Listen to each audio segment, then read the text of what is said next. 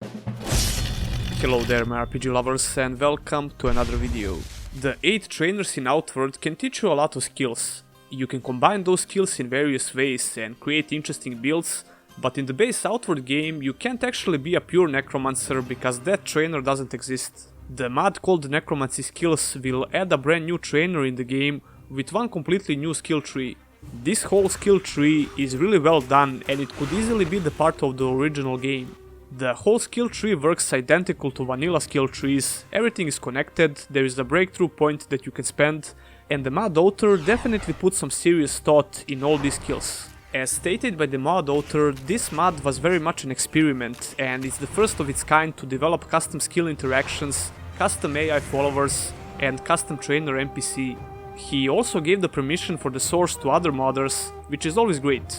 Necromancy Skills will work in online and split screen mode as long as all the players have this mod installed. That being said, let's see everything that Necromancy Trainer can offer us. In order to find this new trainer, you will need to travel to Dark Ziggurat in Monsoon area.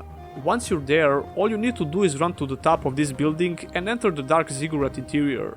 You will immediately find the new trainer to your right. He's called Spectre Wanderer and you can ask him some basic questions, but we came here to learn some necromancy skills. He can teach you 8 skills in total and I'm going to showcase how all of them work. What's really interesting about these skills in general, you can make some really unique builds without spending a breakthrough point, because these 4 basic spells are really good. The first skill is called Salmon. It will siphon some of your life into skeleton ally to fight alongside you. Casting this spell will cost you 10% of your maximum health, but it will not burn your health. The cooldown is only 10 seconds, but you can't summon multiple skeletons at once. However, this can change with a post-breakthrough skill, but more about that later. A life ritual spell will heal your summoned minions and send them into a frenzied rage. If you have multiple summons, the weakest will be chosen. Your summoned minion will constantly lose its health at a slow rate. While I was testing this new playstyle, I noticed that you really need to learn how to use this skill properly. Keeping your minions alive is obviously really important if you wish to play like this. The next skill in this tree is called Vital Attunement and it's a passive boost to your stamina and health. It's a nice fit for this tree because every time you summon a minion, you will lose some health. This is a nice skill to get regardless of your build.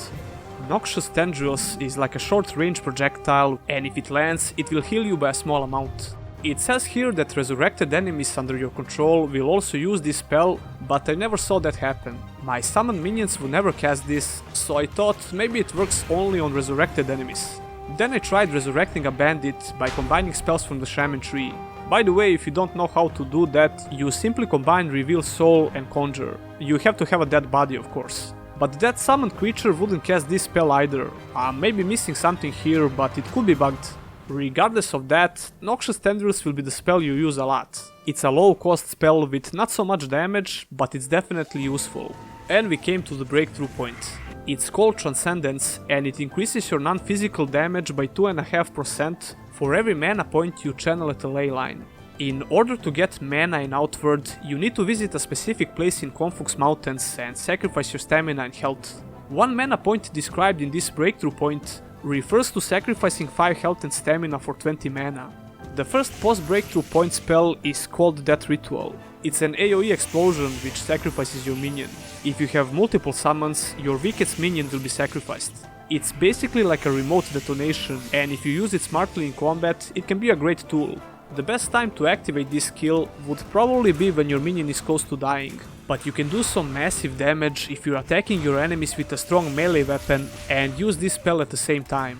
The cost for casting that ritual is 15 mana and the cooldown is 15 seconds. And we came to the strongest skills in the tree. You can only choose one, but for the purpose of this video, I used a cheat to activate both at the same time. Plague Aura skill will give you Noxious Cloud of Death, which periodically damages enemies and enables spell combinations. This aura will follow you and it changes how your necromancy spells work. When this aura is active and you use a summon skill, you will summon a ghost instead of a skeleton. This ghost is much stronger than the skeleton, probably because it has a bigger health pool, but it seems like it hits stronger as well. If you cast Noxious Tendrils while having Plague Aura on yourself, it does more damage and you'll hear a different sound effect. I'm not sure if this aura changes how life and death ritual spells work because I couldn't see anything different, but feel free to correct me if I'm wrong.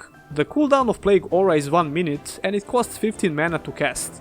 If you want to have only one but really strong minion and you want a slightly stronger Noxious Tendrils spell, go with this skill.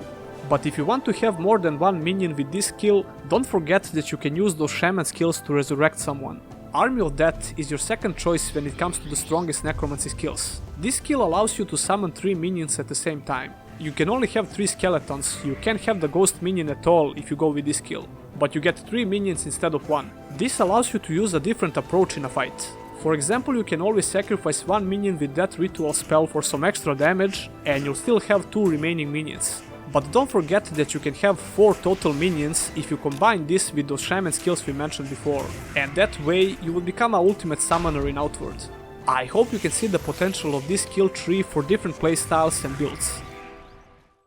If you like this video, press the thumbs up button and subscribe for more content. Click on the bell icon so you don't miss any future uploads. Special thanks to my patrons and YouTube exclusive members, and if you as well want to support me there, all the links are in the description.